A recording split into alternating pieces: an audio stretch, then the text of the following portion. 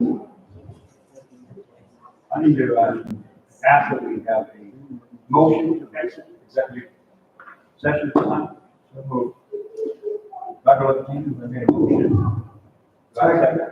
A second. I can't. All in favor, say aye. Aye. All against? Motion passed. We're moving on. Very sorry for our time. We were a little late today. Forgive us. We got an executive session that ran a little bit long. No blaming at this time. Move on with what we have. So now it's call to order, the regular board meeting of School District number 22. And I ask that we all stand. First pledge of allegiance.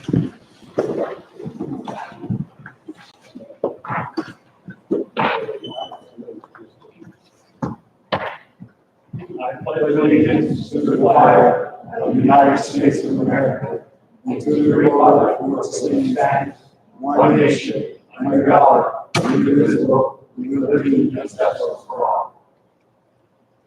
Now we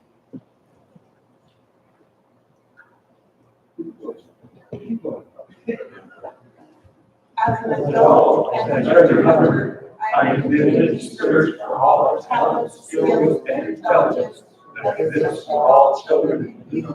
I believe all children are capable of success, no exceptions. moment of silence, please.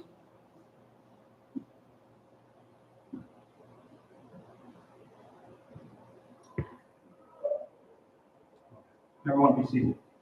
Thank you.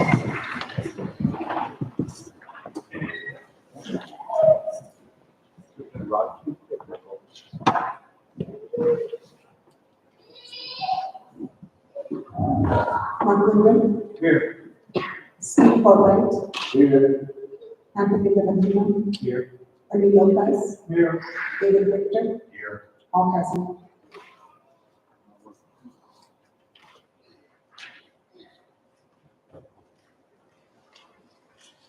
All right, I need a motion to approve the agenda. Present. All right, I have Captain Ernie Lopez. I need a motion. Do I have a second? Second. Second by Mr. Richter. All in favor, say aye. Aye. All again?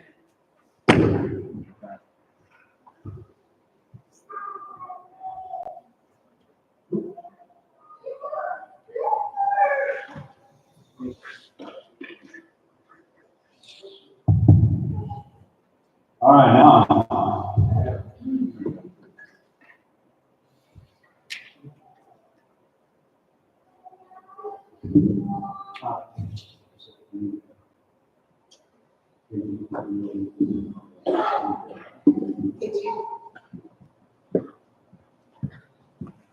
My computer is now. Can you be the person? Dr. Tillman, if you can approach the podium and then use your microphone.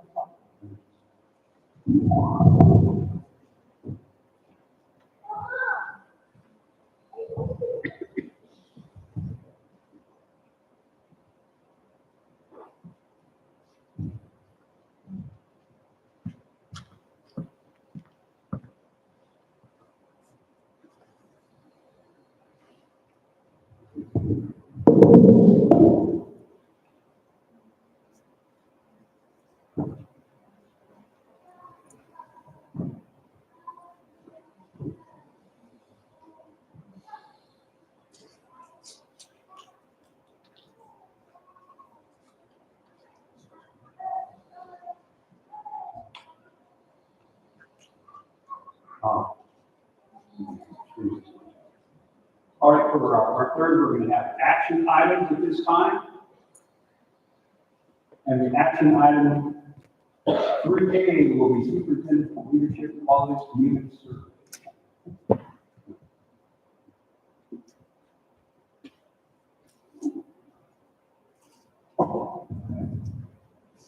So, Mr. President, members of the board, members of the audience. My name is Nick Clement, and I have the honor of serving as a consultant for the board during the superintendent search process.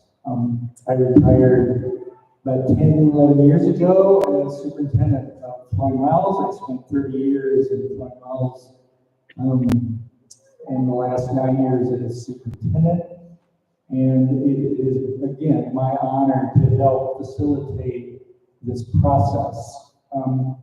I've had a great discussion with the board and your current superintendent regarding the ultimate goal of the board is to select the highest qualified, best fit superintendent to lead the Toltec School District forward. And the process goal is to be as transparent as possible and to engage stakeholders, that's you, in this process. So the first agenda item is actually one of the highest priorities of this board, and is to get your input. The board is going to consider approving a leadership quality survey that will go out to all stakeholders. It will be a survey monkey link, and it will be done anonymous. So if you choose to fill it out, and we hope you do, you won't be providing your name. You will just be giving the board input into the qualities you would like to see in the next superintendent. And all that information will be compiled and provided to the board prior to the board screening applicants. So it's very important for the board to receive your input at the beginning of this process. So I'll turn it back over to your president to lead the discussion, and then I will also be giving some information on the next two items related to the search. But again, let me emphasize that the board has placed as the highest priority is to engage the stakeholders in this process. Mr. President. Yes, and obviously I do approve the community survey, which I believe in the community survey. I want everyone to understand where we're going with this. I don't want to leave anybody out. If you wish to participate, I want everyone there, everyone out there to participate if you wish to. And I'm hoping for the best results for us and everyone else for the new superintendent. Anyone else? As a current superintendent, I just want to clarify in case you don't know, I did notify the board in January of the necessity for me to step down, and so early retirement come June 30th due to health issues. So the board is working to find my replacement.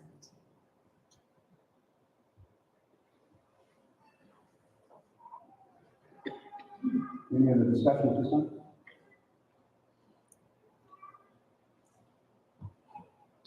Well, I think we're all in agreement. I don't know if we're going to find out here in just a second. Superintendent, leadership qualities community survey. Do I have a motion? Motion. Okay, I have a motion made by Captain Lopez. Do I have a second? Second by Mr. Richter. All in favor say aye. Aye. All against? Motion passes. We're moving on to action 3B, superintendent position posting. Again, Mr. President, members of the board, staff, stakeholders, one of the first steps is for the board to develop and approve a posting for the superintendent that ASA, Arizona School Administrators, will work diligently to get it out on their website, on the Indeed website. And this posting includes attributes like a timeline that the board will consider when they approve this. For example, the timeline would be now to develop a profile and approve that timeline. 11/21 through 12/20 will be the time for applicants to complete their application. Then phase 3 would be January 13th, and that's where the board will screen applicants and select applicants to become finalists.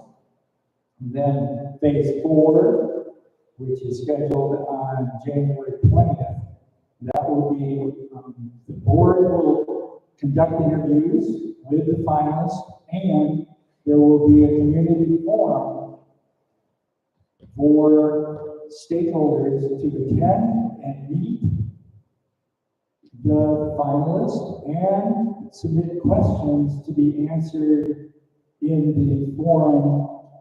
It'll be about an hour to an hour and a half, depending on the number of finalists. But again, this is the board's commitment to hear your voice regarding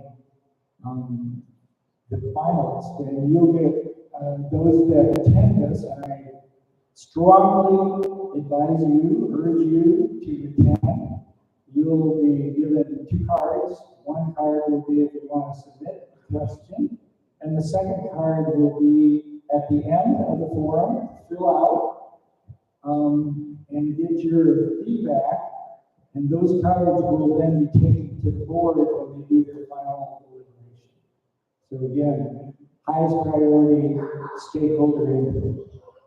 And the board also has reserved January 25th as an optional second interview if they feel they need to do another interview after the community forum and your first interview.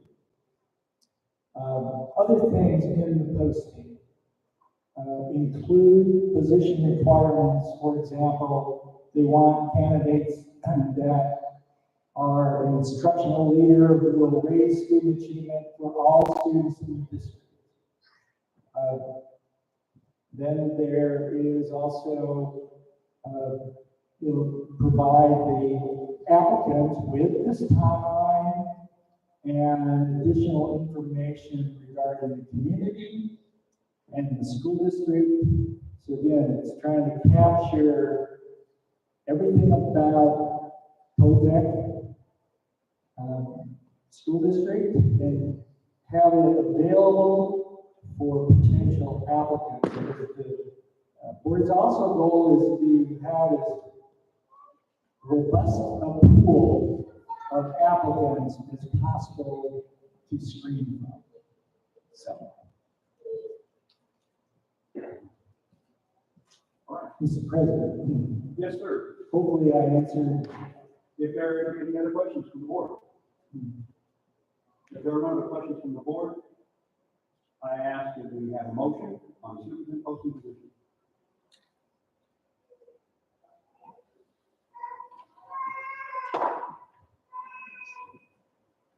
All right. I have a motion by Mr. Fulbright. Do I have a second? Second. Second by Dr. Valentino. All in favor, say aye. Aye. All against? Motion passes. Moving on to action item 3, application questions. So, Mr. President, members of the board, members of the stakeholders and community, in the application process, there is a section for questions to be written and answered by the applicants. This is different than the interview questions that will be done on 120. This gives the board more information about the potential applicants. And I can read one of them, they're not secret. If you went onto the ASA website and looked at the career, punch the career button, you'll see these questions and you'll see the application. It's, once somebody's applied, their application becomes confidential. But as much transparency as possible, the board has directed me to make the search as transparent as possible. So, for example, please describe the distinctive qualities and experiences you would bring to the superintendent position at Toltec School District. So, that's a separate motion. Again, it's providing the board more information about the applicants so that they can make that final selection of the best fit. Mr. President. All right. If there are no questions, we'll move on to action item C, 3C. Application questions. Do we have a motion? So moved. I have a motion made by Dr. Valentino. Do I have a second? Second. Second by Captain Lopez. All in favor, say aye. All against? Pass. Thank you, and I look forward to working with the board and the community throughout this process. Thank you, Doctor. Thank you, Dr. Clement. Moving on, we go to consent agenda items. 4A, approval of the action consent items. Do you have a motion? So moved. All right, I have a motion made by Dr. Valentino. Do I have a second? Oh, I'm sorry, by Captain. Captain Lopez, I'm sorry. I'm hearing out wrong. You got a promotion. You did. Way to go, Captain. Got a promotion yourself. And I got a second by Mr. Rick. All in favor, say aye. All against? Motion passed. All of the public. I'm sorry, recognition. I got mixed up.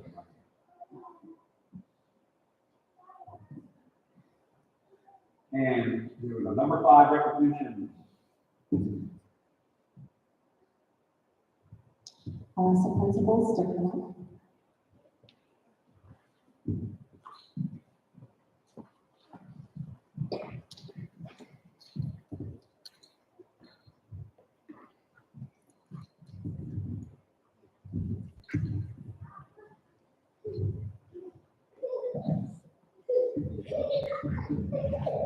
Okay, my name is Ms. Hoffman, I'm principal of Arizona City Elementary, and we will be starting with ACES today. So we are going to start with our certified treasure hunter of the month. If I can please ask Ms. Brittany Payne to join us on stage.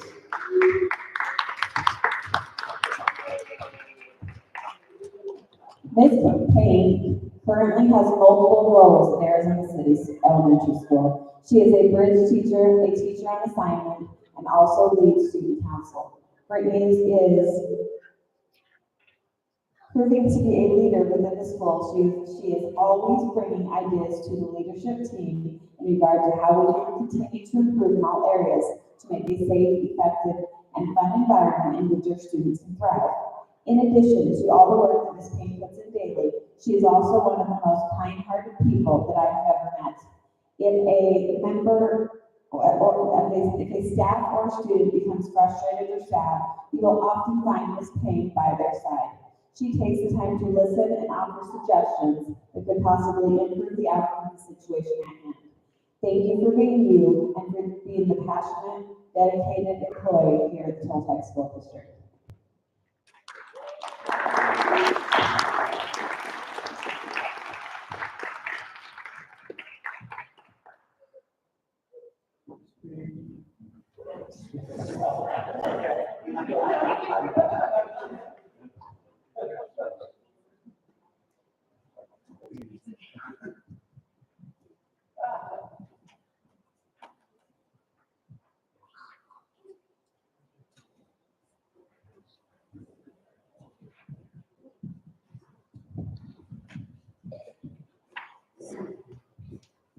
Okay, I did not see him here tonight, but I just wanted to announce it anyways. Our classified treasure hunter of the month actually goes to our kitchen manager, Lucas Tapia. Thank you. We will give that to him.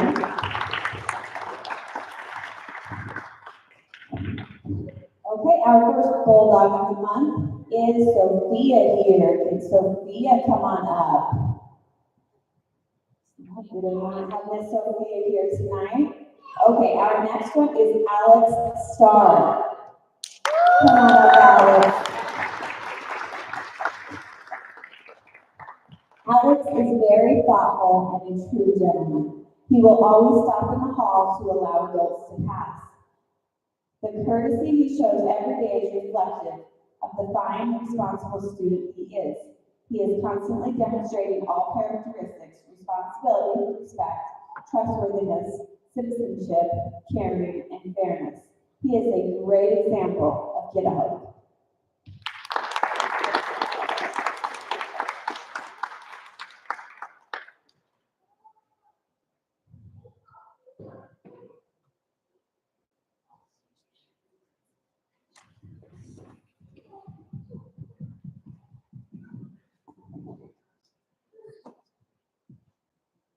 He went to the president.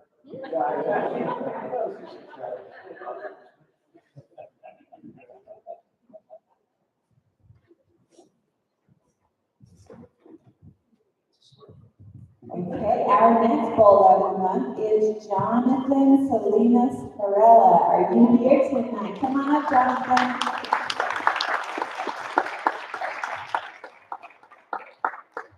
Jonathan is a fifth grade student here at ACES. Jonathan has always shown citizenship and caring by helping to read to his classmates that struggle with reading. He also helps others, including the teacher in class. Keep up the great work, Jonathan.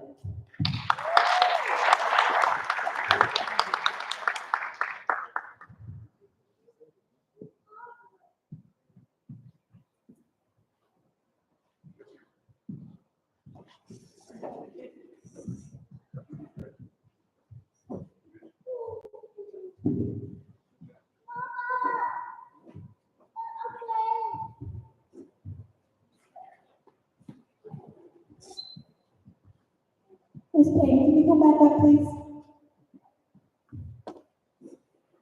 Okay, so our next student, I want to invite Ms. Payne back to the stage because she is the one that nominated this young man, and I wanted her to be a part of it because she had some great things to say about him.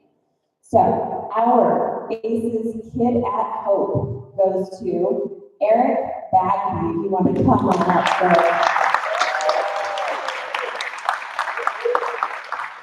This is what Ms. Payne had to say about Eric. Eric recently moved to Arizona City from out of state. In that short amount of time, he has shown he is a true kid at home. Eric is always polite, kind, and willing to help in any way that he can. He works very hard on his assignments and is willing to help other struggling students with their work. Eric loves playing soccer with the Bulldogs and is a valued teammate. Other students have asked why he hasn't received the Kid at Hope Award yet. That is how amazing Eric is. Thank you for being you. We are very proud of you.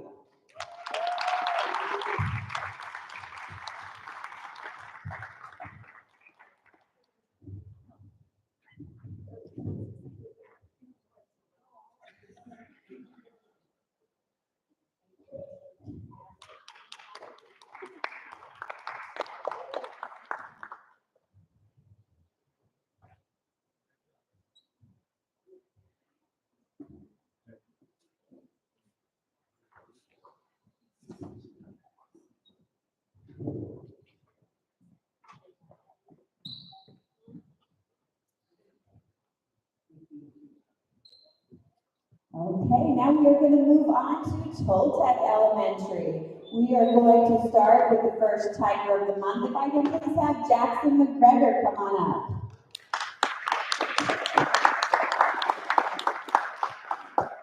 Jackson is a very hard worker and such a fun and kind person. Every day, I have seen him both during school as well as during the after-school program helping others. He He is kind to everyone, and he always has a smile on his face. He likes helping the younger students in our after-school program.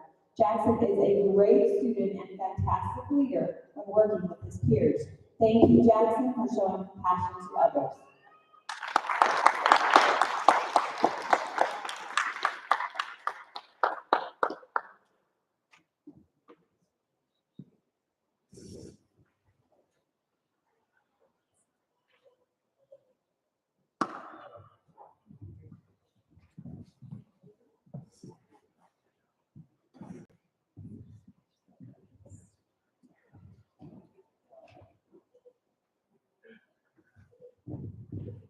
Okay, for Toltec, our next junior high Tiger of the month is Eloise Starks.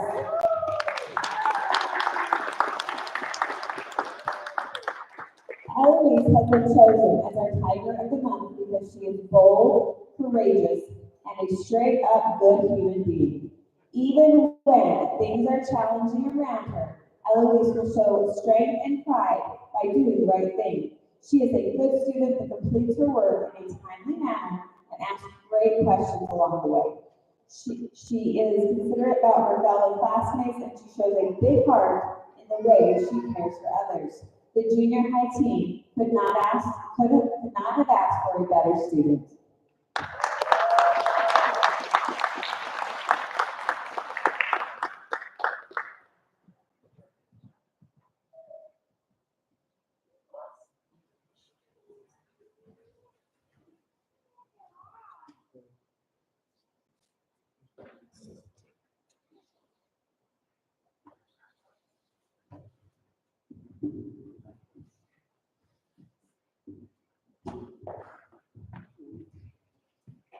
Our next kid at Hope goes to Kaylee Lara. Come on up.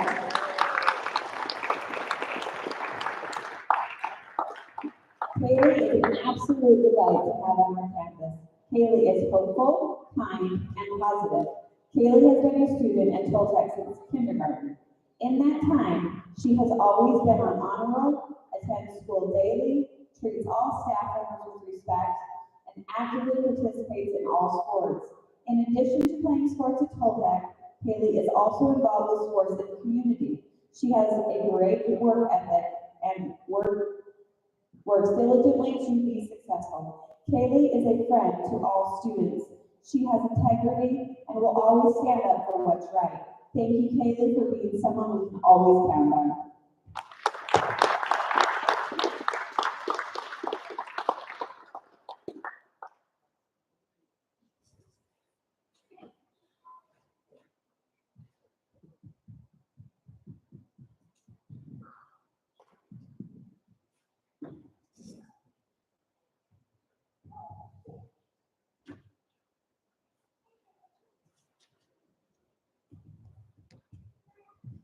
Okay, now we're going to move on to our classified. Treasure Hunter of the Month goes to Josie Carter.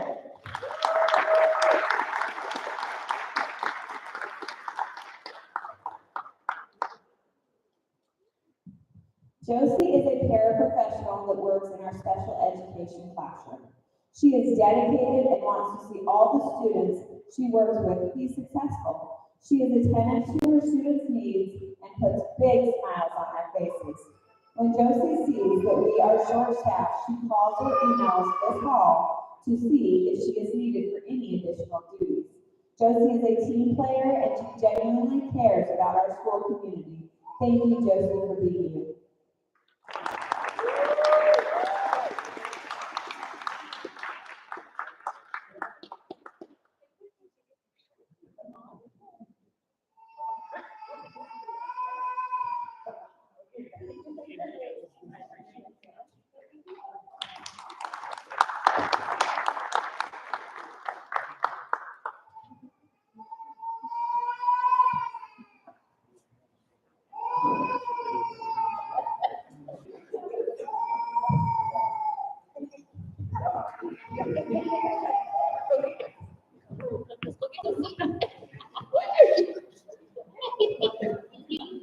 Okay, we are now going to recognize our certified treasure hunter of the month. I can ask Miss Sider to come on up.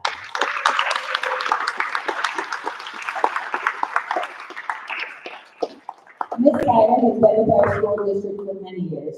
She is very committed to our team. This year, Miss Sider is in lead for one of our new teachers.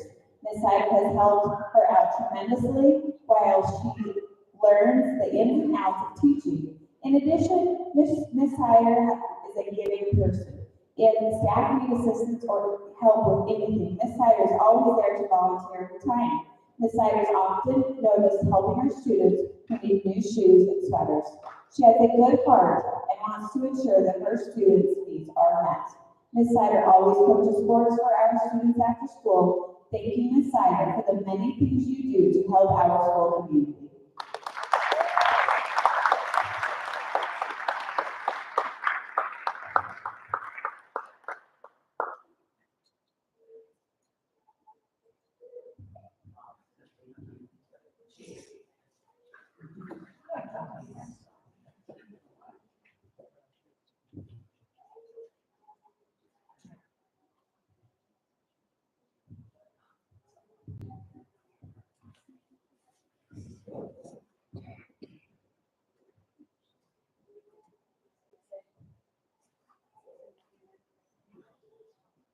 Dr. Morgan, Special Education Director.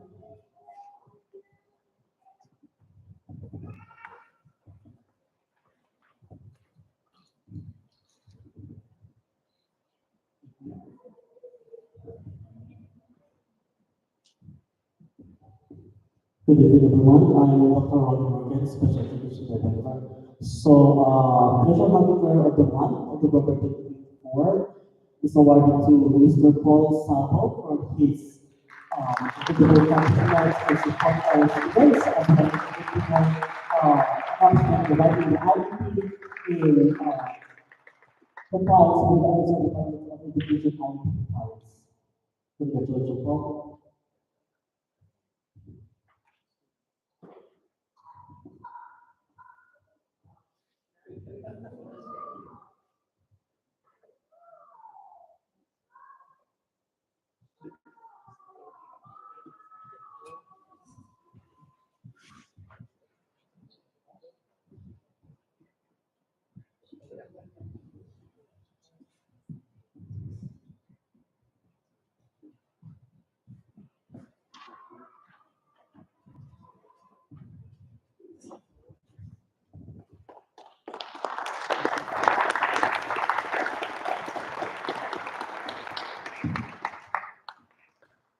So in preparation for the meeting, I broke my toe right before the meeting started.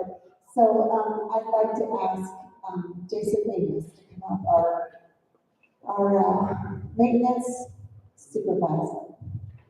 For the district.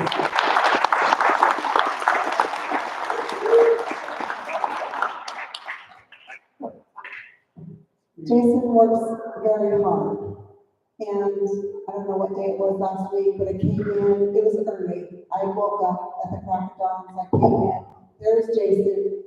What was he doing? He was scrubbing a chair in my office, and he said everybody stands there with nervous hands and gets it very dirty. And so, one of those things that I've scrubbed out a few times myself and didn't get as thorough as he did. And he's just always doing things for all of us around this district and works very hard day in and day out. You're very appreciative, Mr. Amos. Thank you.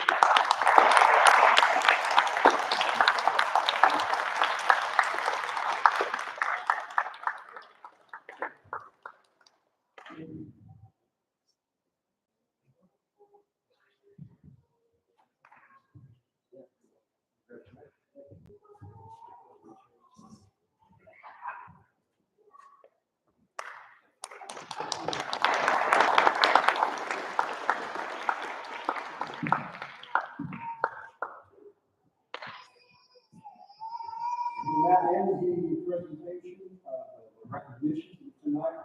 Now we're gonna have a pause in place. Now you're all welcome to stay for the rest of the governing board meeting, but feel free to be dismissed at this time if you wish to. I know you have to attend to things with the children and you have other things to do this evening if you wish to go. And congratulations to all of you who are recognized, and thank you for being a part of this district and taking time to attend tonight's meeting. All right. Thank you.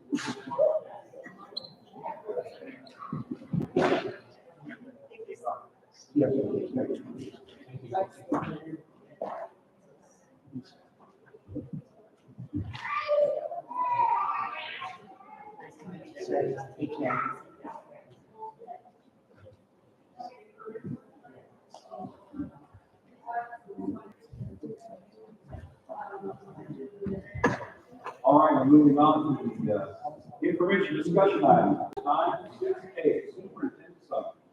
Coming on the calendar, we have Thanksgiving break, which is all next week. And TES has their family night for Q2 on December 5th. And we are participating in the county spelling bee again, which I'm a huge proponent for. So ACES has their school spelling bee on December 11th. TES has their school spelling bee. So on December 12th, and the district spelling bee will be January 7th. That will determine the spellers that go on to compete at the county level.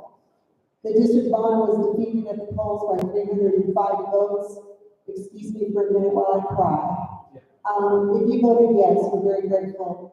And the overall passage rate in Pinal County for public school districts who put bonds out for a vote was only 39% passive. So a lot of bonds failed. This defeat slows our progress, but we'll just continue doing everything we can for the benefit of our students. Thank you. Moving on to the finance report. And Director of Finance, David Woodward. Thank you. And thank you, Mrs. Roberts, for going over the bond motion. I asked you to do for page 3, to talk a little bit more about what that bond means since it was completed. As you know, we were asking for $9 million, it did not pass. And so what does that mean for us? What it means is we have every need that we have a must-have for our budget and look at it and scrutinize it because that's what we have to do for our budget. So as we work on all of those capital needs, we're going to need to work much closer with the school facilities division and NARDA as our main contact, and she and Jason and others are working very closely with that group. And the items that we need to look at with them are bathrooms at TES. You may know that that school was built in 1955, and some of the bathrooms are not American with Disabilities compliant, and we need to work with them on that to make them compliant.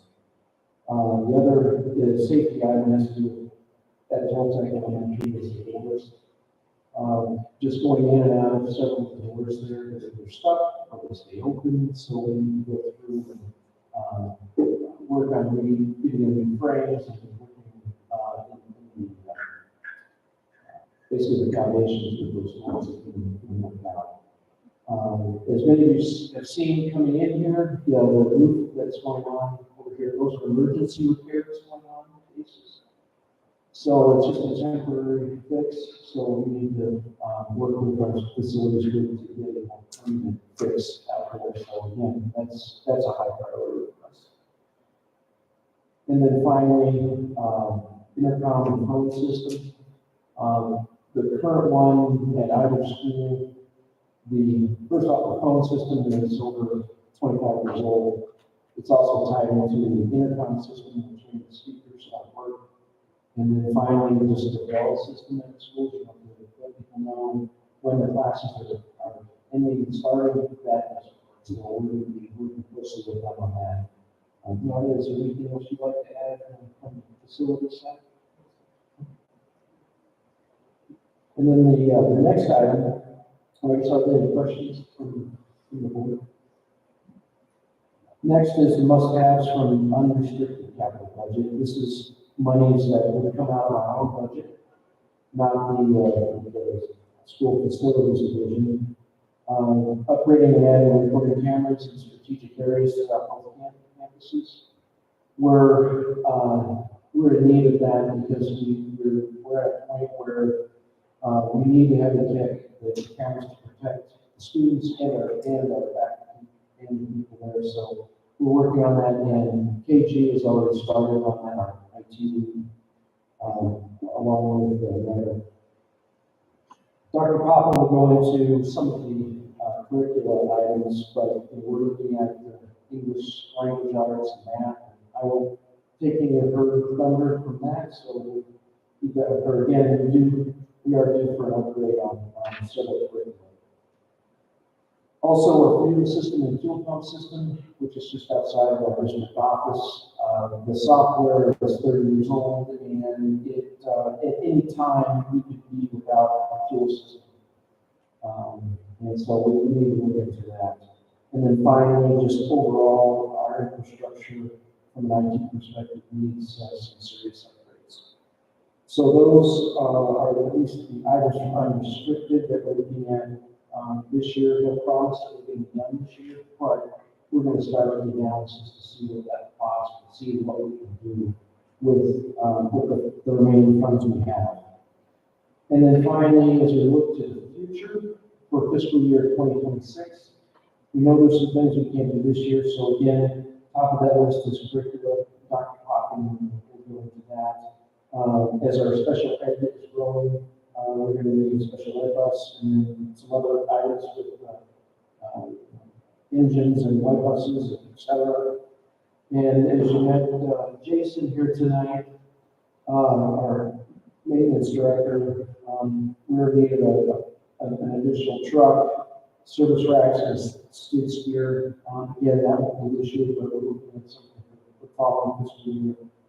And then longer term, as we start looking at some of our classrooms and seeing how we can optimize them, potentially adding a preschool at both ACES and ATPS. So again, since we're not going to have the money for new buildings, we're going to have to utilize what we have. And like I said, we're working on that to see what we can do. So again, really, we're setting out a plan because we didn't get the bond. So now we've got to sharpen our pencils and really think about what's important. Any questions? The next item on page 4 has to do with a new budget approach. And typically what school districts have done is they've taken the previous year's budget and either added a percentage, or if it was bad times, maybe reduced it a percentage. And yes, that's kind of a quick and dirty way to do your budget, but it's not, it doesn't require a lot of analysis and really understanding what your needs are and what your budget is. So I've been looking at our budget and analyzed almost 17,000 general accounts. Went through every line item to figure out what was needed and what wasn't. Working with Denise's team, and removed any excess items, removed anything that was just unnecessary, and based on that budget. So we started with zero, we added things that we knew we were going to spend for this year and put it in there, and by doing that, we eliminated a lot of unnecessary items. And some of the examples of those unnecessary items, courses like 50,000 for travel. None of us travel.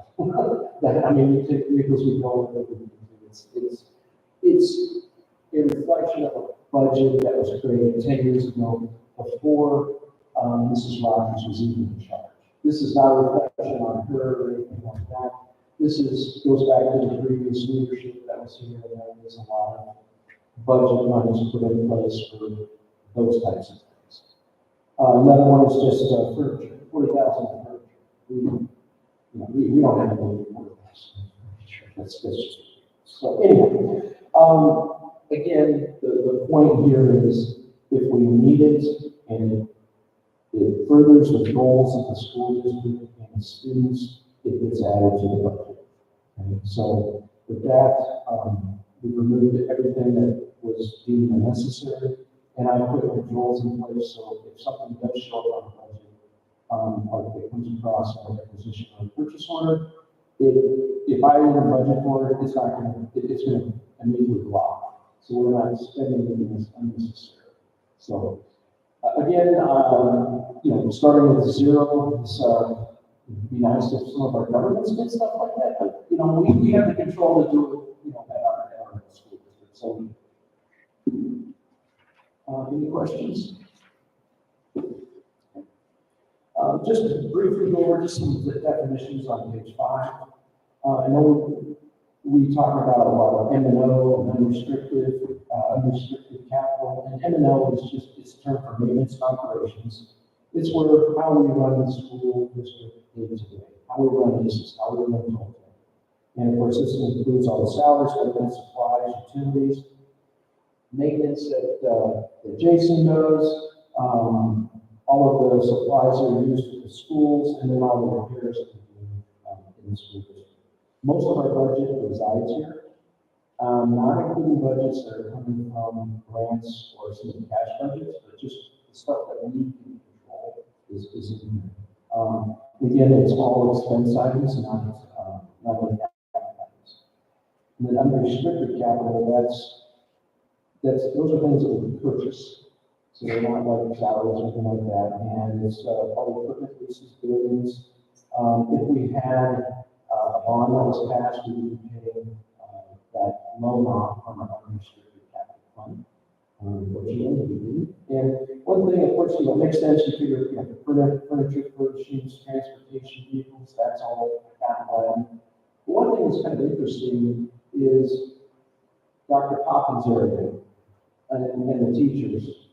Books, curriculum, instructional aids, that's a capital item. It doesn't really feel like a capital item, but it is a capital item. So that's, Dr. Poppins quite involved in that area.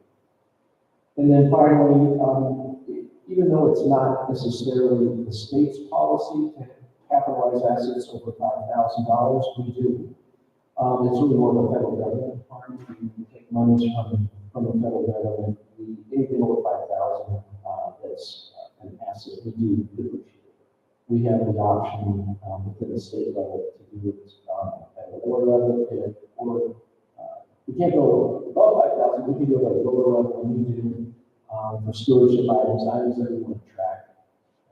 We make sure that we don't lose them, we don't block off. Like for instance, the surface tablets that you have, they're not 5,000, but we're going to track them. For example. Okay, now, any questions on that? I mean, I know we kind of gloss over that when we go over the budget, but I just want to kind of set a baseline with the board there. Now, here's the meat of the discussion here. I was gonna say, unrestricted, it's kind of misleading. Oh, okay. Everything has restrictions, so just, there is very, fine, descriptions on how we can use each, budget. bucket. That's true. I was just strictly talking about appreciation. That's where I was just saying that, where the limits are there.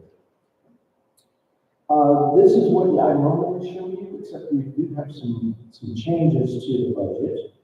First off, we'll just start with what we normally talk about, is what did we experience in October?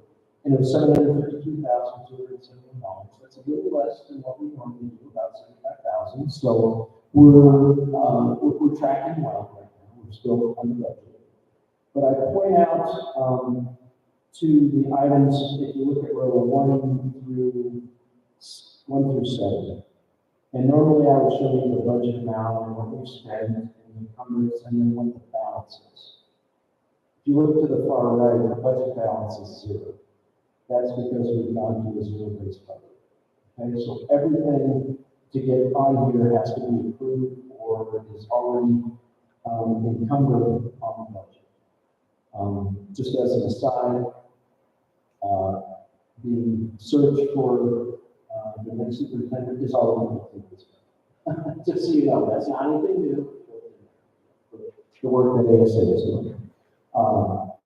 But so if you look to the far right, everything is a zero balance. Our overall budget for M&O is $10 million.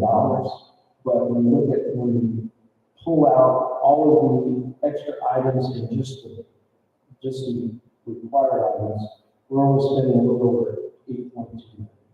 So what does that mean?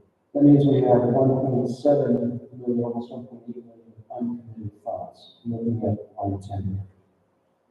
So as of now, or as of October 31st, we have 1.7, almost $1.8 million that we have not committed to, and we don't have a home for it. That's a good thing. So what we're going to do is, instead of setting up encumbrances that we hope we padded, and then we have budget money left from those encumbrances that we need to carry forward in the next year, we're going to plan what we're going to carry forward. And that's this reserve, which is line 911. So what my plan is we're going to set aside 10% of the annual budget as a reserve, and we're going to plan on essentially moving $1 million from this year to next year. And the importance of that is there could be an emergency that comes up. It could be our enrollment falls next year, and it was close this year. We dipped and then we came back up. But let's just say that enrollment dips, and we need to cover the salaries of our district. We have a fund that we can pull from, so we can work with that. So that's the idea behind the reserve. Okay? And then what's left that we've not committed for the rest of this fiscal year is basically $770,000, which is line number 12. So that's the monies that we're going to be looking at hiring new SPED employees because our special ed is growing. Also, we'll talk about in the action items for some of that's going for the step raise. And then lastly, unrestricted capital. Again, if you look through rows 13 through 17, the budget balance is 0 because that's really baseline. Our approved Arizona Department of Education budget is $653,000. We have not committed a little over $400,000 of that. So based on our $400,000, I want to set aside 10%. Again, this is a reserve just in case something comes up that we need to buy. For instance, if we need to buy a brand new air conditioner or something, or just something major, we can't get the facilities group to do it, but we've got to get the schools up and running, we'll have some capital to do that. So then that leaves $341,000 line item 22 for sport book this year. And again, those are some of the items that I went through earlier. As far as the curriculum, with Dr. Poppin,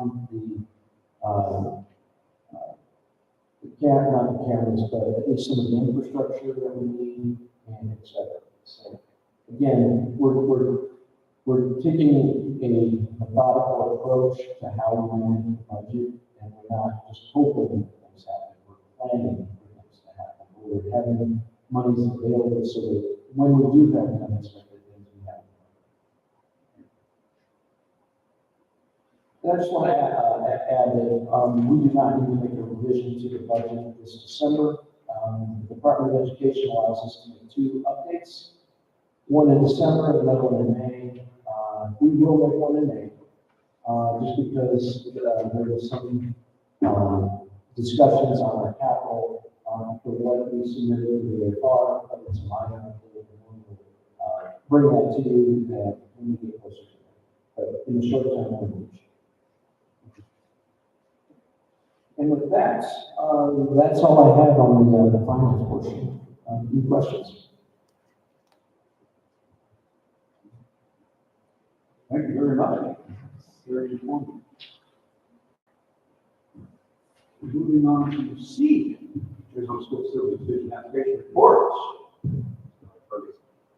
Hi, so, we've got I always leave the doors pending, or not, I'm sorry, the gym. We have to get bids for that, but that's kind of been set on the back burner. We're trying to get this wall finished here at Aces. And that's pretty much done. I just asked Jason and he said that they started the mortar, the grout on it on Thursday. So, we're there. We are there, I'd say probably this week, and I don't know if that means we have to know if it worked during that week or not, but that would be a perfect week to finish up. Kids are not here. Right. So, but anyway, we do have the pictures. There are and then they come in after they get done with the brick wall, they come in and they finish the tent up top, the gutters and all that. And they're done. Oh, drive by it every day. Yeah. It's exciting. So, Yes.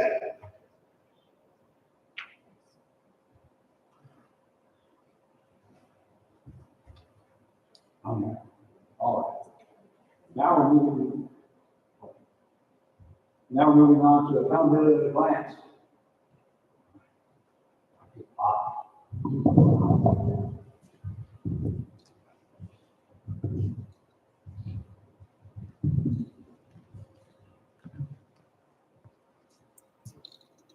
So I'm here to just update you on that we had our letter grants that were released.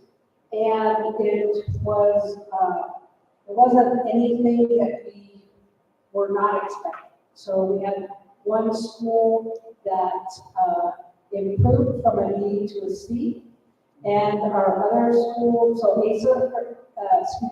Toltec was the school that went from a D to a C. And ACES,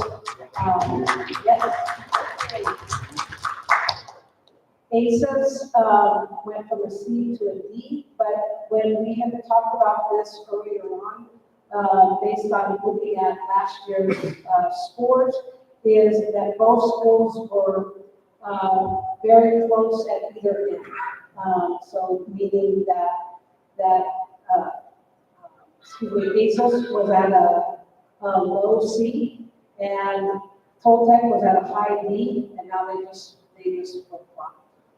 So we kind of reversed. So we'll be happy with any improvements. The district has stayed at a C level.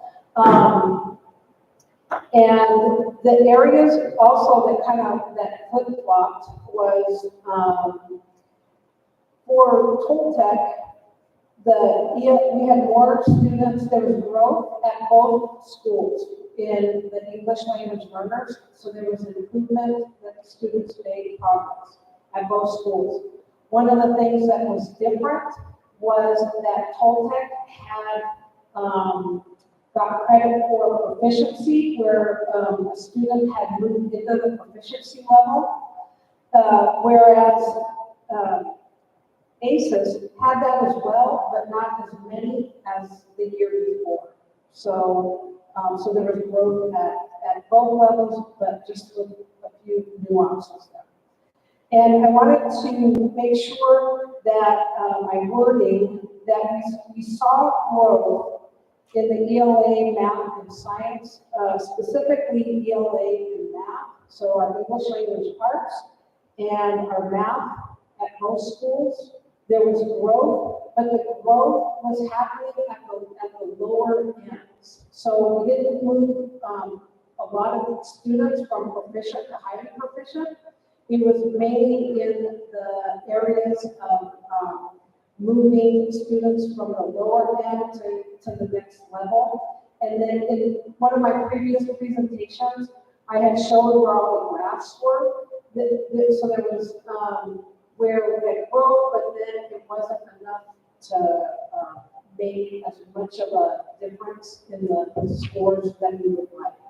So the only thing that we may be having where some of these may change is that we had, I believe it was 5 students that in our move on were reading, so that's our 3rd grade language arts proficiency, in order for them to move to 4th grade and not be held back, is that the state, this was the first year that they allowed certain students to take that assessment, or parts of the English language arts assessment during the summer so that they wouldn't be held back. We had 5 students that did that, and out of the 5 students, I believe that there was 4 that were able to move on, which was great. And so what I'm waiting on an email back from the state to make sure that those students were counted in our numbers. So they have requested that I give them the information that they need. So that's the only thing right now that I can say might tip it to a higher level. And, so that's what I wanted to present tonight. And I don't do anything with the committee. And what you have, the attachments, is basically the overall breakdown of how the points were determined. And then there's subgroups that you can click on that will give you more information. And so we're digging into that a little bit deeper, but we're really focusing in on instruction. Are there any questions?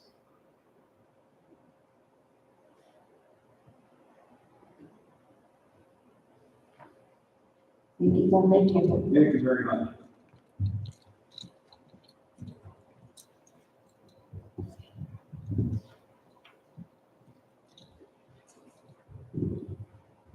Now we move on to call the public. No. None. Now we move on to action items. Action item A, policies with the trust. Well, you had approved to go with the trust for policies since the multi-year contract with the SBA. The terms were not satisfactory. We had adopted policies with the SBA for forever. And without warning, the SBA deleted our policies, which put us at a huge disadvantage. So, we of course have policies. These policies are adopted in their arms, but we can't access them. And they could not get them back to us. I worked many hours to get with the attorney that is working with the trust for helping districts transition to their policies, so that we can have these policies ready for tonight. So there's 5 different chapters. They are, of course, different than the ASBA policies. I do have some questions, but this is the basics. This is the policies. These are not, this doesn't include any forms or things like that. but, all chapters are updated to reflect the current laws. And there's only one change in, I did have all the copies of the policies that I have been instrumental in bringing to you. And, all of our district-specific policies remain the same. So for instance, for our leaves, nothing, for our leave policies, nothing has changed except for bereavement. And, bereavement was at 5 days. And so I did change that in here, proposed at 4 days, since that is a leave. And when the 5 days was put in, we were a 5 day school week. So, to me, that makes sense. If an employee needs more time, they can get a hold of me directly, for their situation. So tonight, before you are 5 chapters of, policies with the trust that will take the place of our former policies with the SBA that we can no longer access.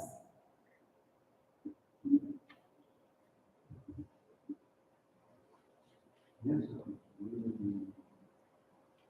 Thank you. Question. Or any question on that? Sure. Thank you. Did we have any other questions?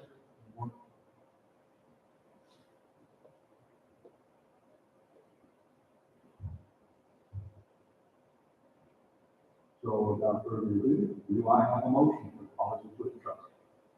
So, We have a motion made by Dr. Levine. Do I have a second? Second. Now second by Captain Lopez. All in favor say aye. All against? Motion passes. Moving on to South Carolina Technology Consortium Operations Agreement 5. So we just passed this on August 19th, the new 10-year agreement with Pinal County. This benefits us, and when we passed it in August, the cost had diminished for us, and so it just continues to get better. But in the meantime, Pinal County has obtained additional grant funding, and so this revised agreement has more services for us. And so Peter Lynn, the Associate Superintendent of Technology with Pinal County School Office, he works really hard for the benefit of all of our schools in our county. And so I really appreciate him, and I appreciate the opportunity to be a part of this consortium, because we do benefit. So it's brought back to you with added services in it.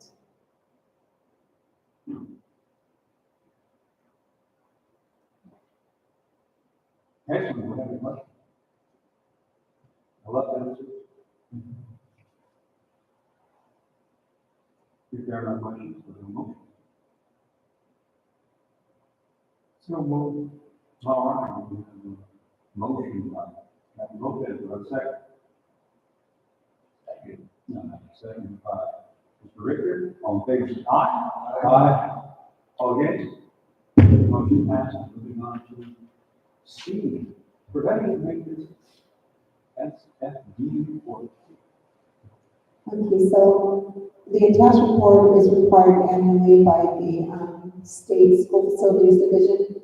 And we have Mr. Ames in the audience who filled this out. He works real closely with Mrs. Ferguson with the SFD responsibilities. And I appreciate him staying on top of this. And do you have anything you want to say, or, okay, so he's available if you have any questions on this report. So before you tonight to officially approve us, so it can be uploaded to the state.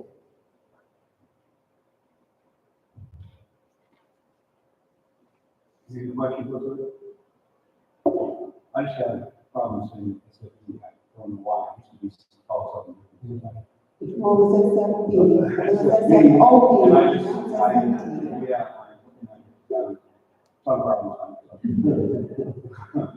So do we have a motion for preventive maintenance SFD? so moved. All right, we have a few times. I'm going to give this to the motion to Mr. Fortright and to Dr. Valentino. Do we have a second? I guess it was first and second. All right, and Mr. Dr. Levine said you can second. All in favor, say aye. Aye. All against? Motion passes.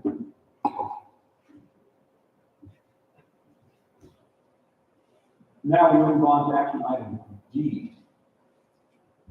The ELA. I want Dr. Poppin to, approach the podium.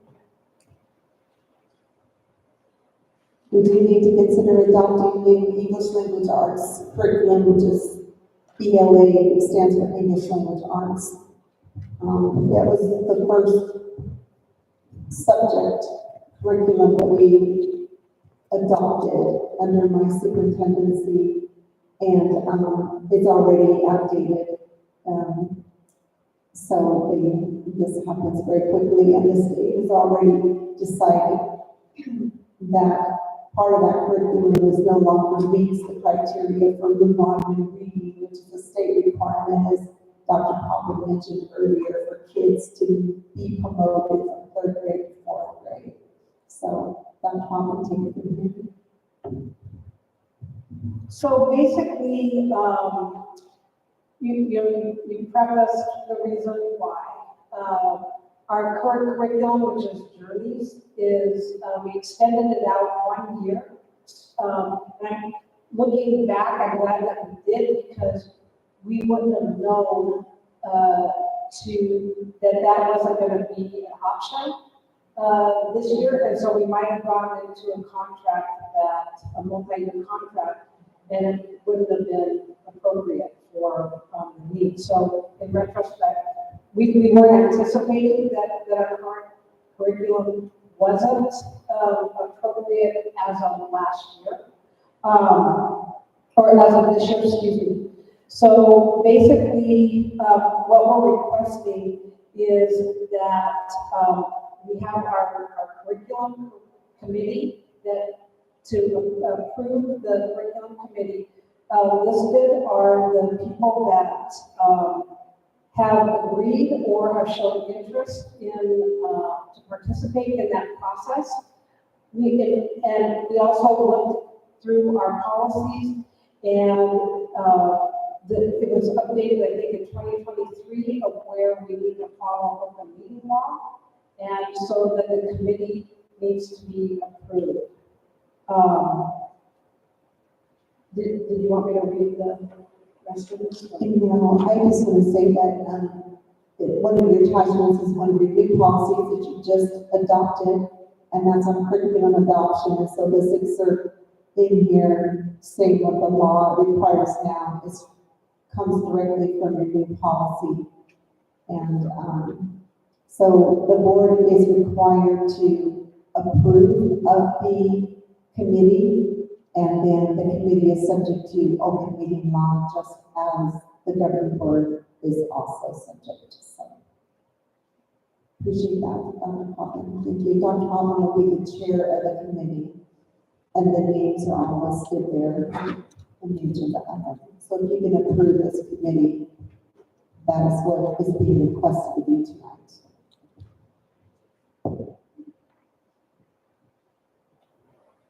Any questions whatsoever? I just know that I know everybody on the committee. I'm sure that you come up with And this does include Dr. Valentino and the governing board it. I also. saw that. Daniel.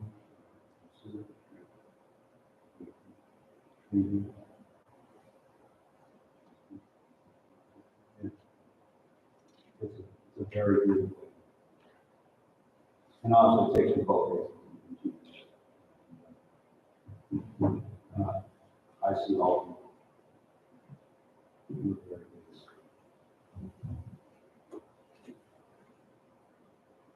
Does anybody have any questions at all? If you do not, let's move on to the ELA written review committee. And your motion. So, all right. All right. Your motion, second. Second. And second. Kathy Lopez. All in favor, say aye. Aye. All against? Unanimous. I understand.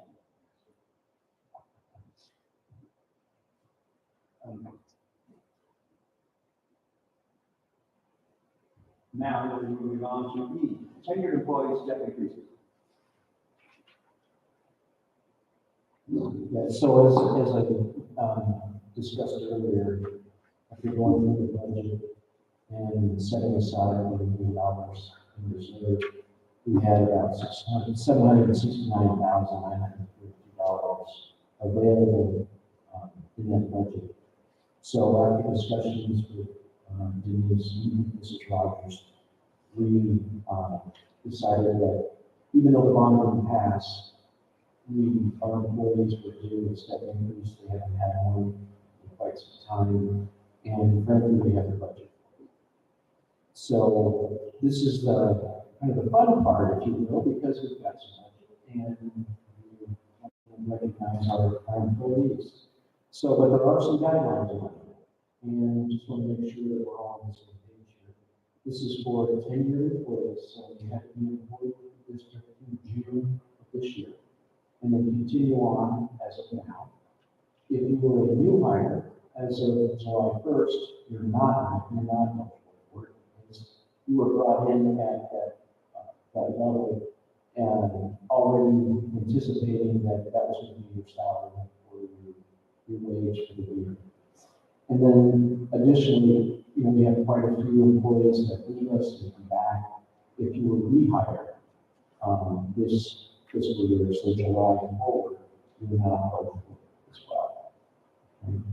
So what that means is the one step would be available for all of the employees that essentially were employed in June this year. Mrs. Rogers is not eligible because the board determines her pay. And if this is approved, we would start adding, or that would be effective on 11/28, so next week, going forward. And then as the next 2 weeks progress, then that paycheck would then reflect the raise over time, and that would be on the 12/20 paycheck. I know it's kind of confusing. As we started on 28, you go 2 weeks and then you don't get paid until the week after that 2 week period. So no, it will not be prorated. These It are, will be prorated, yes. it will not be prorated, but we have to start at a pay thing, but everyone will get their step increases starting from, being approved.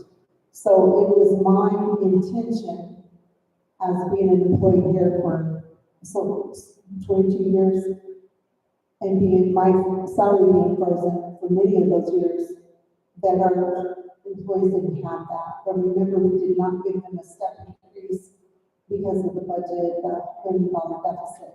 So this fixes all that. Those who were with us last year, not new hires, they will get a step on their appropriate salary schedule. So there'll be a little addendum added to their contract and work agreement, and we can go forward on this. And so they will notice the change in their paycheck on December 20th.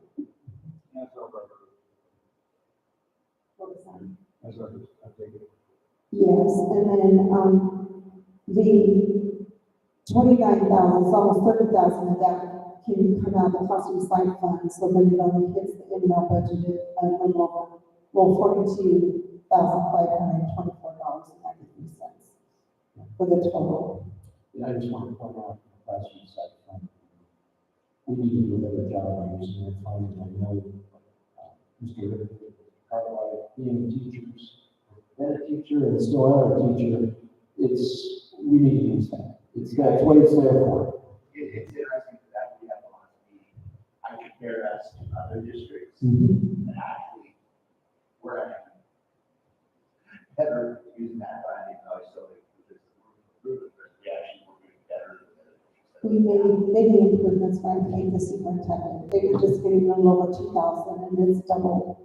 And then we've also improved the salary schedule. So we're doing everything possible and we will continue to do that. But you guys have been in session for over 2.5 hours, so we don't want to wear out the patience of the saints. So this is we're asking for your approval for a step increase for those who have been frozen. And the only people whose salaries are frozen are those who have already been employed with us before this, school year.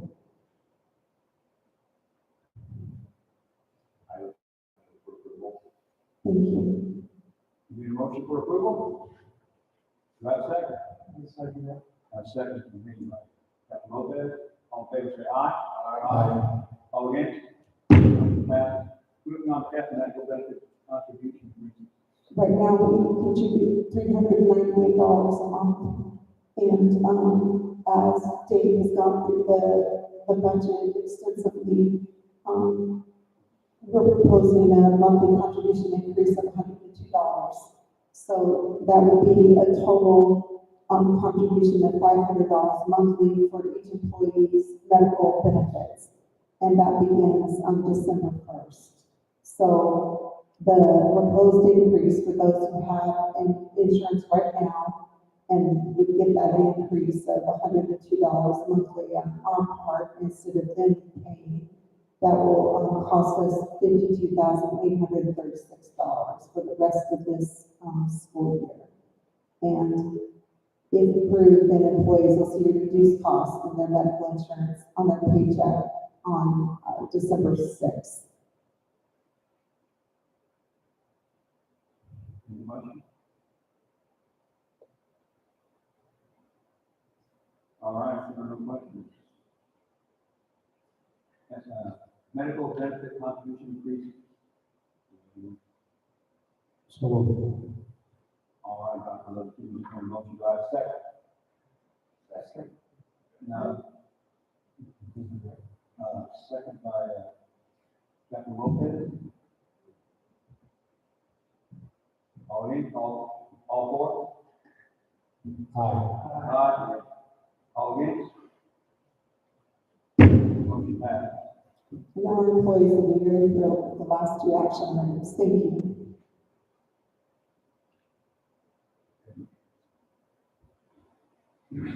All right, next is the number 9, the next meeting date. The second Monday in December is the 9th. The last two Mondays of the month are during Christmas vacation.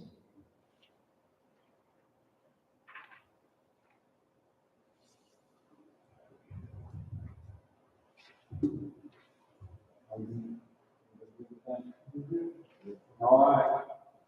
I'll just leave. Okay, that's good for everybody.